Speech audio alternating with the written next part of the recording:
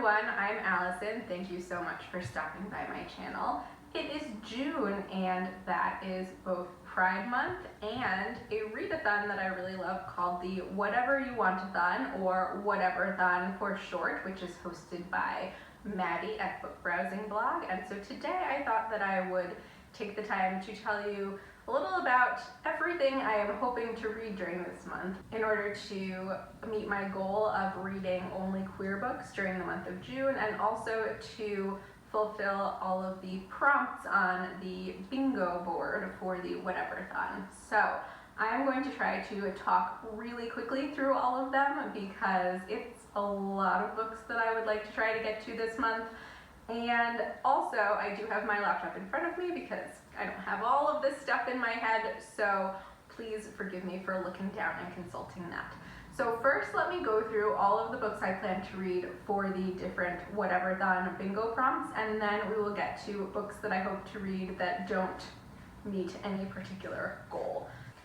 So I decided to join the team Shelf Slayers for the Whateverthon, and to be perfectly honest, I chose my team entirely based on what the bingo prompts were. I'm pretty picky about what I read, even though I do try to read pretty widely, and the fact that I'm already trying to read only queer books during this month, and that, if at all possible, I want them to be by authors of color, means that I have kind of a restricted reading list to choose from already, and then the fact that some of the prompts that were team specific were just very, very outside my comfort zone. Like, it would be very hard for me to figure out what type of summer thriller I might want to read in general, let alone trying to find one that is also queer. So I picked Shelf Slayers mainly because their 5 team specific prompts seemed like things that were most in my wheelhouse, or most doable at least. So I'm just going to go horizontally across the bingo board and talk about the different prompts. I will put it up on the screen somewhere so that you can see what I'm talking about if you have no idea what Whateverthon is. So first is borrow a book. I read a ton of library books already. A lot of the books that are on this list are probably going to come to a library, but just for the purposes of picking one to meet this prompt, I'm going with Ellen Outside the Lines by A.J. Sass, which I am super, super excited about. I had Anna on the Edge by A.J. Sass last year at Pride, and I really liked this. And honestly, I think that Ellen Outside the Lines is even more like within the realm of all the things I love in books, even more than that one. So there is not just queer rep in this book, but also neurodiverse rep. And I'm really excited about that. Ellen is autistic, and she has really very like binary black and white views of the world. And then she gets a new classmate who is non-binary, and it sort of challenges her way of thinking about the world. Also, there's a school trip to Barcelona, and there's a scavenger hunt, and there's like a really good friend group, and I am super excited about all of those things. So I really can't wait to read Ellen Outside the Lines. The next prompt on the bingo board is the, an, of, a, or and so it can be a title that has any of those words in it. And just, again, for the purposes of picking something, I decided to pick In the Key of Us by Mariama Lockington for this one, and this is another queer middle grade book. This one is sapphic, and it is about 2 girls who are the only 2 black girls at the music camp they're attending over the summer, and both of them are dealing with sort of complicated parental relationships. One is facing a lot of pressure from her parents, and the other has recently suffered a loss regarding a parent. And they sort of come together and support each other through this time in their lives, and also maybe develop into more than friends. So all of that sounds very fun. So the next prompt is under 300 pages, and for this I chose Alice Austen Lived Here by Alex Gino. This is another queer middle grade. You're going to be hearing that a lot throughout this video. This one has 2 main characters who are both non-binary, and also it is set in Staten Island, and I am a fellow survivor of living in that particular borough, so that resonated with me. But basically, the main characters need to do this project in which they research a famous person, and potentially, if they win this contest, statue could be created to honor this person, and they choose Alice Austen, who is a queer person who lived most of her life in Staten Island, and it's really about like getting in touch with this queer history and queer culture, and I think it's going to be really, really great. So I am super looking forward to reading that one. So the next prompt is recently hauled, and I don't really do like hauls in the traditional sense. If I buy books, I might showcase them on here, but I don't do like, I haul books and then I have to read them, and every book that I own is on my physical TBR, and that's not really my thing. So I wasn't really sure how to approach this, but I thought I would at least go with a book that I know I've purchased relatively recently, by which I mean since moving to Austria, and that is Last Night at the Telegraph Club by Melinda Lowe. So it is historical fiction, it is sapphic, it is set in the 1950s in San Francisco, and it won the National Book Award. So what more could you ask for in a book, really? I am not a huge fan of historical fiction, but it has been on my TBR for a while, and I do own a copy of it physically that I purchased recently. So we're going with that for recently hauled. So moving on to the second row, the next prompt is blank color on the cover. So basically you should be choosing, or like having chosen for you a specific color, and you choose a book that has that color on the cover. This is the only one that I really haven't got something for. I apologize if it looks shaky. My cat just literally walked by and bumped the tripod, because what else could they do to interfere with this video today? That had to be next.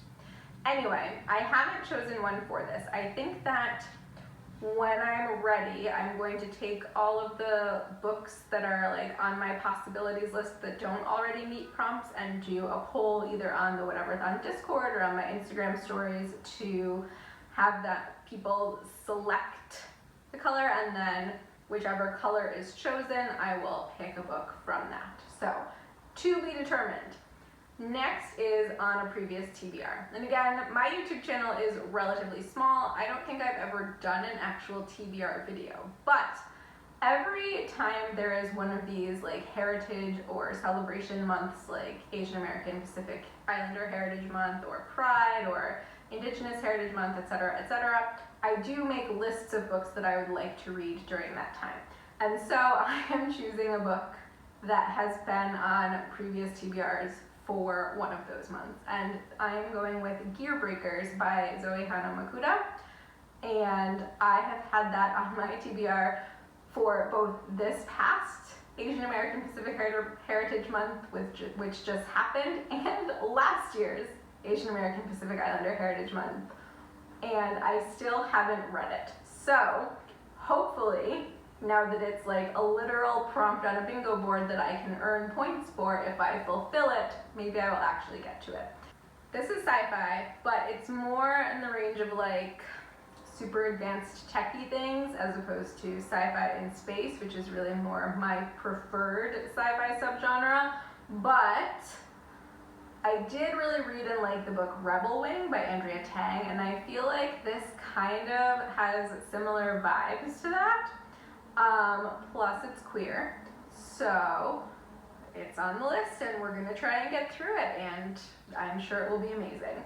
Next is a spooky book. Something I wanted to mention is that all of the white prompts on this bingo board are prompts that are the same for everyone, no matter what team you chose, and the purple ones, in this case colored in general depending on what team you've joined, are the team specific ones. So spooky book is a Shelf Slayer specific bingo prompt, and for this I'm planning to read Too Bright to See by Kyle Lugoff. This could also easily go with on a previous TBR. This is another queer middle grade, and this is about Bug, and Bug is about to start middle school, and Bug's best friend wants to talk about like makeup and boys and other things, and Bug is in the process of like figuring out that they're trans, and Bug is also being haunted by a grandparent. So that's where the spooky component comes in, and this has also gotten like tons of accolades and been really well received, and so I'm really looking forward to it. I also just recently read Different Kinds of Fruit, which is another Kyle Lugoff book. It actually came out this year, but I loved it so much that even though ghost stories and spooky books aren't really my thing, I still really want to read Too Bright to See just to read more of Kyle Lugoff's writing. And then we have favorite genre. And for this, I'm going with what is my main wheelhouse, I think, which is YA romantic comedy, and I am going with Nate Plus One by Kevin Van Wy. And I am super excited for this because I adored the book Date Me, Bryson Keller, which he also wrote, and this is also described as like swoony and joyful, and those are just like music to my ears. Plus, it is set in South Africa, and I love pretty much any book that's set in a country other than the United States. And it has the trope of like, my best friend is my secret crush, which is another thing that is basically catnip to me. So all of those things mean I am very excited to read Nate Plus One. So the next prompt on the bingo board is hybrid genre, and for this I am going with The City Beautiful by Aidan Polidoros. I really apologize if I butchered that name pronunciation. This is a historical fantasy, and it also seems like there are some pretty strong elements of mystery in it as well. It's set in the 1890s, and the main character's best friend was murdered, and the main character is being sort of possessed by his spirit. So he has to figure out what happened to his best friend and catch the murderer before he's like completely overtaken by the spirit. So again, this isn't normally like the type of fantasy I gravitate toward, but I've heard so many people who are fellow book lovers who I trust in their recommendations who have adored this book. And I needed something that was hybrid genre and also queer, and this fits all of those, so we're gonna give it a shot.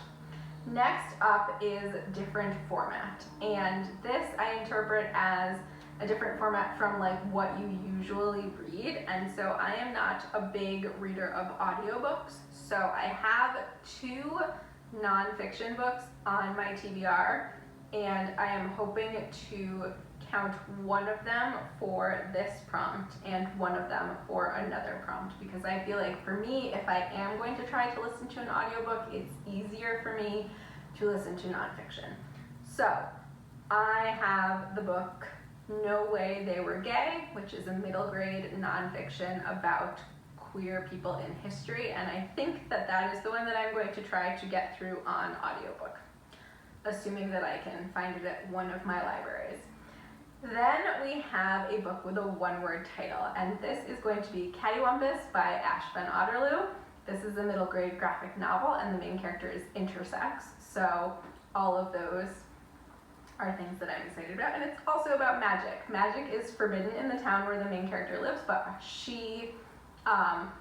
her family still practices magic, and so does this like rival who I think is a formal best friend, and they both want this like secret spell book, and in trying to get it, they produce this hex that releases all of these zombies on their town, and so they have to work together to get rid of the zombies. So again, it doesn't necessarily sound like a book I would initially gravitate toward, but it fits the prompt, and I'm always trying to read more middle grade and more graphic novels and more queer things. So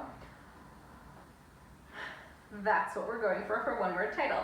Next is a host favorite. So there are 4 teams, and each of the teams has either 3 or 4 hosts, and each of those hosts picked 3 favorites. So there's like, I don't know, 45 or something different host favorites. It's a lot to choose from.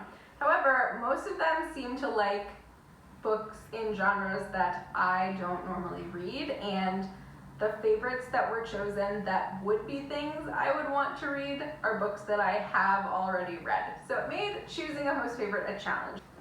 So I ended up going with Iron Widow by Shiran J. Zhao, which, again, I really hope that I pronounced that correctly. And this is another sci-fi, so I'm a little bit worried about having 2 sci-fi books on this list because that's a lot for me to consume in 1 month. They just take me a little longer to get into and to understand. And this one is sort of in the same vein of Gear Breakers in that there are like giant mechanized robots that are controlled by humans, but in this one, boys are pilots and girls provide the power for the robots, and this can like deplete their mental energy so much that they can die. And that happened to the main character's sister, so she signs up to be one in order to murder the pilot who caused her sister's death. So I'm sort of interested in that revenge subplot a lot. And again, this has been talked about so much, so many people love it, that I want to give it a try, even if it's not something I might normally pick up. Then we have continue a series. So for this one, I am planning to read This Wicked Fate by Kaylin Barron. This Poison Heart came out last year. It was the queer cottagecore fantasy of everyone's dreams, and it had such an annoying twist at the end with such a big cliffhanger ending that like I have been waiting and waiting and waiting to read the sequel. I'm not gonna lie, I've had the sequel as a galley for months, but I just like have been psyching myself up to read it, and finally I am going to conquer this book during Pride Month as Kaylin Barron intended. Next is Last Letter to First Letter. So read a book and then have the last letter of that book be the first letter of the next book. So I'm planning to read Casey Calendar's upcoming YA, Lark and Kasem Start a Revolution, which I will read pretty much anything that Casey Calendar writes. This also has both queer and neurodiverse rep, which is something I'm really excited about, would love more of, and I think that this has like an interesting examination of social media and what it means to be online and the type of people who are like really interested in growing their presence and creating a brand and all of that. And it has two best friends who are trying to find a way to reconcile. All of that sounds good.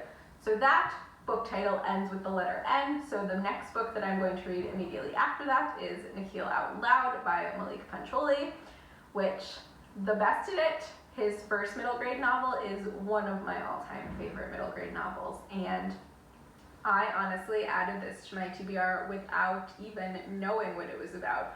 But then I looked into what it was about and I was even more excited. So the main character is a voice actor who voices this really famous cartoon character. He has to move from, I assume LA, I'm not sure, to small town Ohio with his mom to take care of his sick grandfather.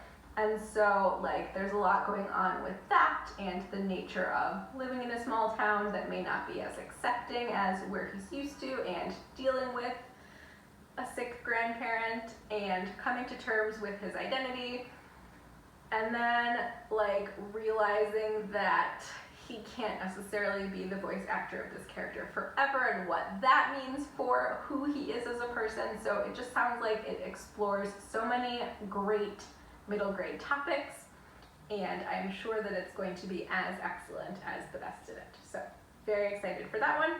Next is Purple Cover.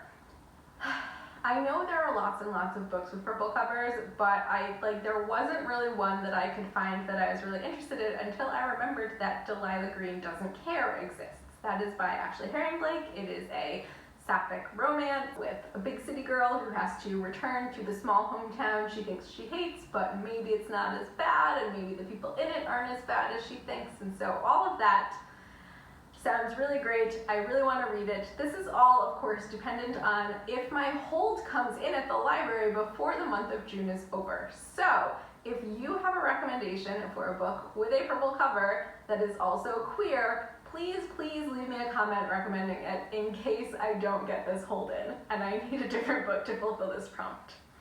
Moving on to the final row. Next is a poll. So you create a poll, and from that poll you choose the next book. I don't have a book for this one. Whenever I am ready to read a book that's not fulfilling one of the other prompts, I will put together a list of some of the other possibilities, and again, either use the Discord for Whateverthon, or use Instagram or Twitter or some other thing to create a poll and have people choose my next read for me. Next is a less read genre. This is where my other nonfiction comes in. So I'm going to read When Brooklyn Was Queer. I do not remember the author, but I'll have the book cover up here somewhere so you can see the author there. This is a history of queer Brooklyn.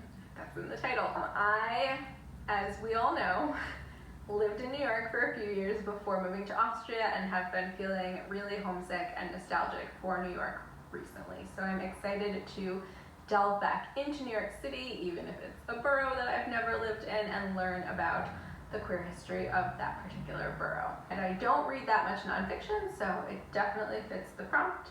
Next, we have a weapon on the cover, and for this, I am going with In Deeper Waters by F.T. Lukens. And I think that this sounds really interesting.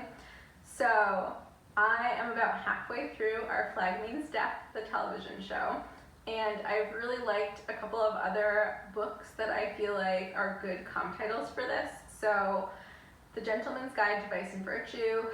Say what you will about the author and whether or not she is problematic, but that is a fun, like, round the world tour romp. And I also really love Seafire, which is about pirates, and I think, like, combining those two and, like, with my current enjoyment of Our Flag Means Death, this is a good choice. Then 2021 release. So for this, I am going with The Insiders by Marco Shiro. And now that I am thinking about it, I totally could have chosen the TBR Travelers team, because I was like, I don't want to find a portal fantasy that's also queer.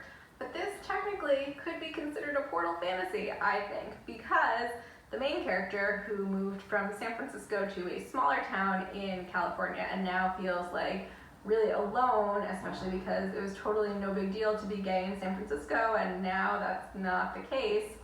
So he spends a lot of time at school in the janitor's closet, and one day he goes in and it's not the janitor's closet, but this, like, secret room that shouldn't exist, and through it he meets these two other kids from completely different parts of the country, and they, like, go on adventures together, and totally could have counted for that. But either way, another queer middle grade counts for the 2021 release, and that is the last book prompt on the bingo sheet. So those are all the books that I'm planning to read specifically to fulfill those prompts. I know I've already been talking for a really long time already, but now I'm going to tell you about all of the other potential books that I would like to read this month. Please get settled, maybe get a drink, because there's still a lot to go for. So first on my list is Never Ever Getting Back Together by Sophie Gonzalez, which involves a Bachelor-style reality show, revenge, royalty, and a girl falling for a girl who happens to be the girl her ex-boyfriend cheated on her with. So, nothing like some drama for Pride Month. The next book that is on my list is Both Can Be True. This is another queer middle grade. There is non-binary rep, and it sounds actually like it's going to be a really wholesome story about friends who team up to rescue a dog who's going to be euthanized, but, like, it's really about figuring out your identity and place in the world when you aren't quote-unquote normal. So, gosh, that sounds like it is going to make my heart fill to bursting and maybe make me cry. And then, similarly, I have The One Who Loves You the Most by Medina. This has both non-binary and ace rep. It is also middle grade. Main character is adopted, and they are really struggling to figure out their identity. They find a community online, and it sounds like this book is really populated with a very diverse array of queer characters, which I think is awesome to have that type of community, especially when someone is in that vulnerable tween age and still trying to really figure out their identity in their community. I have heard a little bit of criticism that the voices of the characters aren't, like, super authentic to middle school, but I'm still excited to give it a read because it just sounds like it could fill a lot of holes in the middle grade space. Anyway, moving on. Next on the list of possibilities is Cinderella is Dead, also by Kaylin Barron. It is, as you can tell from the title, a Cinderella retelling, but in this version, Cinderella is Sapphic. So, you know, there isn't much more to say. I am really looking forward to reading it. Again, these books that I'm telling you about now, I will definitely not get to all of them. They're just things that are on my radar that I would like to read during this month, but I know I won't read all of them. Blame for the Win by Robbie Couch is next on my list, and I really enjoyed Robbie Couch's first book, The Sky Blues, and this one honestly sounds like even more up my alley than that one. So the main character is considered like really kind of goofy and flighty, and his boyfriend breaks up with him because he wants to be with someone more serious. So Blaine decides to show the ex that he can be more serious by running for student council president and ideally beating his ex-boyfriend's current boyfriend, who's also running. So again, bring on the drama. Next is Each of Us a Desert, also by Marco Shiro. So this, I'm kind of torn about this fantasy because part of it sounds really interesting to me, like the part where main character goes on this adventure with this girl who is not the most likely of companions, and they maybe are going to be more than friends. Like that part all sounds good, but some of the other stuff sounds kind of more like whimsical and lyrical than I normally go for with fantasy, so I'm not sure if I will really like this one, but I still have it on my list because I want to at least try it. Then I have Cafe con Leche by Emery Lee, and I know I've talked about this before. I am not a huge fan of enemies to lovers, but when you get food involved in any story, regardless of the tropes, then like all of that goes out the window. So in this book, the sons of rival restaurant owners who don't like each other have to then work together because there's like an even bigger enemy who comes to town in order to keep their restaurants afloat and thus keep their own personal dreams alive. And of course, you know that they're also going to fall for each other. So maybe food makes enemies to lovers worth it. Then I have on my list Flip the Script by Lila Lee. Again, I loved Lila Lee's first book, I'll Be the One, and this, I believe the author said it's set in the same universe, so it's not like a sequel or anything, but there may be callbacks to that initial book. And the main character in this one is the star of like a new K-drama that's getting lots of buzz and is very popular, and then like there is someone who comes onto the show who is like the second romance interest, and this is apparently a popular K-drama trope. I don't know anything about K-dramas. And so the main character is trying not to fall for her on-screen rival. So that sounds interesting. I don't watch K-dramas and I don't listen to K-pop, and I'm not saying, like, that's not a judgment against people who do, like, it's just never been something that I've been drawn to, but for some reason, if a book is about those things, I will read it, and I don't know, like, I am obviously not the target audience, but they're all so good. So I'm looking forward to reading Lila Lee's newest book during the month of June. Then I have the book Funeral Girl. And I picked this one specifically because the main character is Ace, and also because it sounded like a decent comp title for Cemetery Boys, because the main character in Funeral Girl is also sort of helping the spirit of a deceased classmate with some unfinished business. I don't think it necessarily has quite the same like level of magic to it as Cemetery Boys, aside from the fact that the main character can talk to ghosts. But it seems like those have some decent similarities.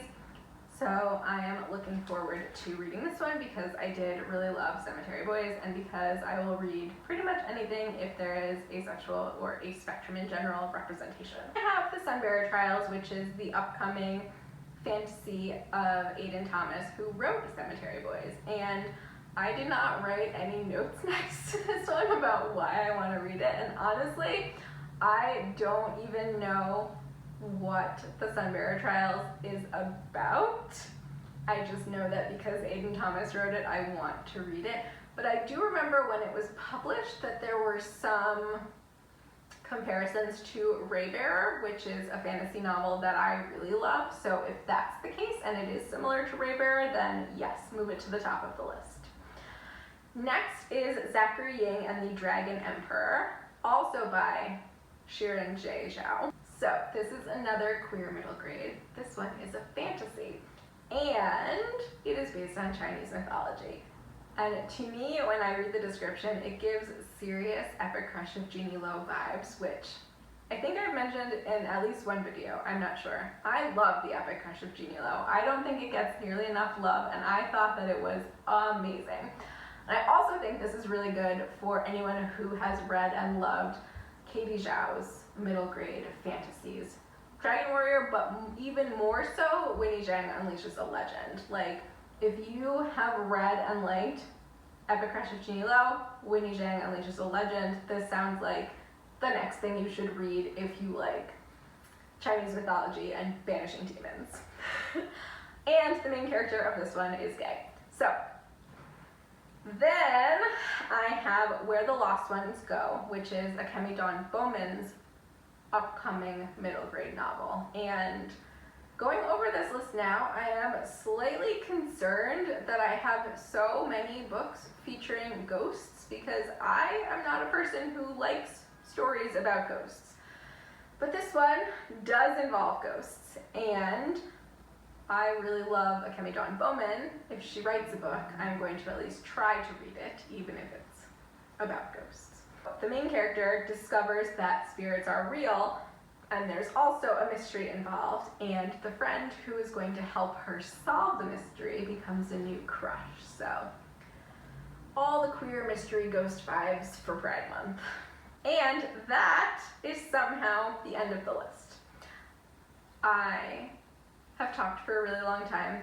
I am really excited for all of these books. I know I will not get to every single one of them during the month of June, but I can't wait to read them, and I would love to hear what you are planning to read in the month of June. If you have any awesome queer recommendations that I should add to my already way too long TBR, or if you're participating in Whateverthon, what team are you on? What are you reading for that? Let me know all of those things in the comments, and I will catch up with you later.